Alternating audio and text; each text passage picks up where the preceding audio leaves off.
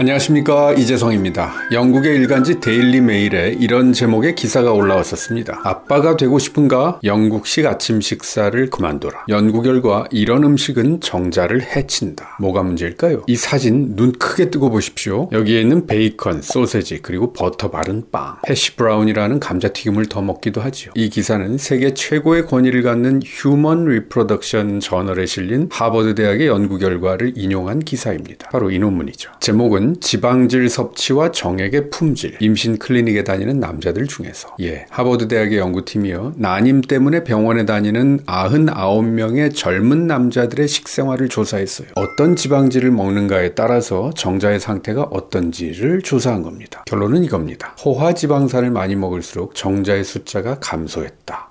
반면 오메가3 지방산을 많이 먹을수록 정자의 모양이 더 좋아졌다.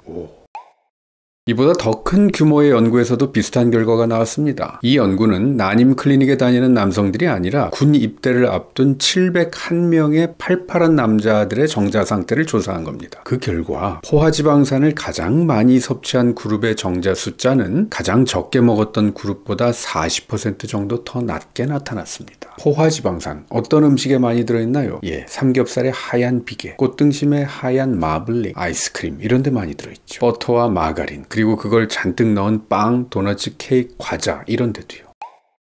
하버드 대학의 연구팀은 이번에는 가공육과 정자와의 관계를 살펴봤습니다. 난임 클리닉에 다니는 남자 155명을 조사해봤더니 소세지, 햄, 베이컨 같은 가공육을 자주 먹는 사람들은 기형정자의 비율이 더 높았다고 합니다.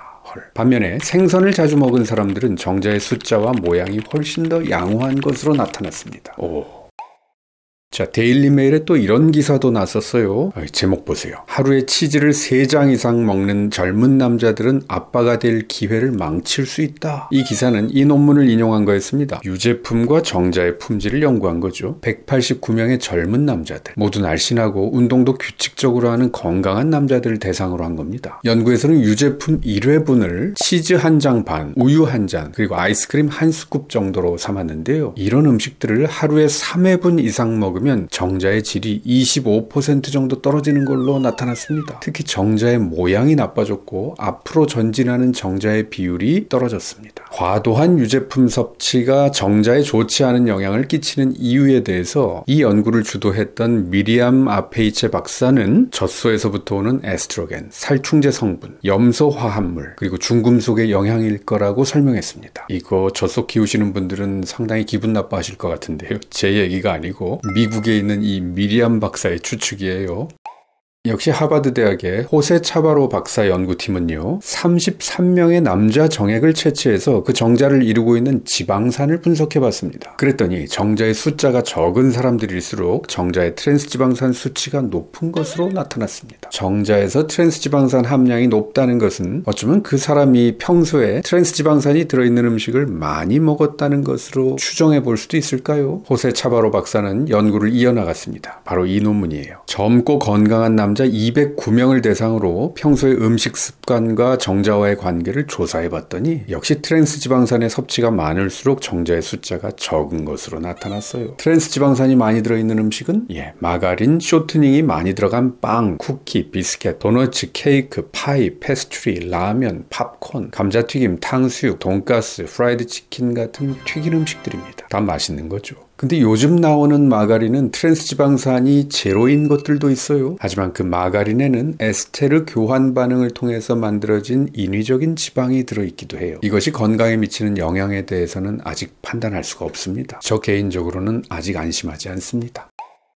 자, 육식을 하지 말자는 말은 아닙니다. 미국 연구팀이 장기간 연구한 내용에 따르면요, 완전 채식주의자들은 육식주의자들에 비해서 정자의 숫자가 30% 적고 정자의 운동성 역시 떨어지는 것으로 나타났습니다. 채식만 하면 비타민 B12의 결핍이 생길 수 있어요. 비타민 B12는 정자의 생산에 결정적인 역할을 하고 엽산과 더불어서 정자 DNA의 손상을 방지하는 역할을 합니다. 사람은 육식을 해야만 비타민 B12를 섭취할 수 있고요, 정자의 활동에 필요한 L-카르니틴도 섭취할 수 있어요. 그래서 좋은 정자를 만들려면 육식도 해야 된다고 생각해요, 저는. 다만 고기를 먹되 살코기 중심으로 푹 삶아서 먹는 것이 좋겠어요. 튀긴 것보다는 수육이 좋죠. 소세지, 햄, 베이컨 종류는 가끔씩만 드시고요.